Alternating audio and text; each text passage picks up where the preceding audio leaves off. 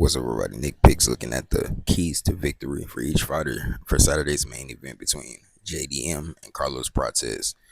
For JDM, I think he needs to close the distance. He needs to get the boxing range. He doesn't need to stay at kickboxing range and let Carlos pick his shots. I think for him to get into boxing distance, throw big shots, make the fight uncomfortable for Carlos. Also, he wants to take him later into the fight. Prates becomes a different fighter at the 12-minute mark. I think he becomes a completely different fighter. Output drops, power level drops, and I think the threat drops. So at the 12-minute mark, I think JDM needs to game plan to get him later into the fight. Also, body work.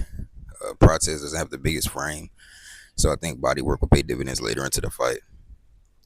He has to have smart entries. You don't want to get caught or met with Prates with knees and elbows on the entry, so smart entries are going to be key.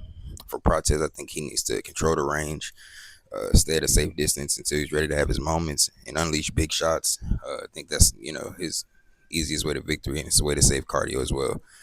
He also needs to fight behind his jab and kicks. I think early he'll be kicking a leg, especially if JDM is trying to get to that boxing range. To deter that, usually it's leg kicks, teep kicks, things like that until he can, go for his big shot, which I personally think that he's going to try to knock him out by head kick. Um, he also needs to have 5 round cardio. He has to be ready to go 5 rounds.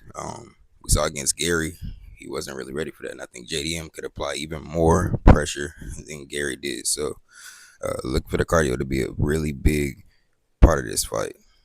Um, he also has to have sharp counters. I think JDM is going to try to throw big shots in close. When he does, that brought to his opportunity to unleash very big counters, and it's either going to be a counter shot or a head kick. I think based on this matchup. So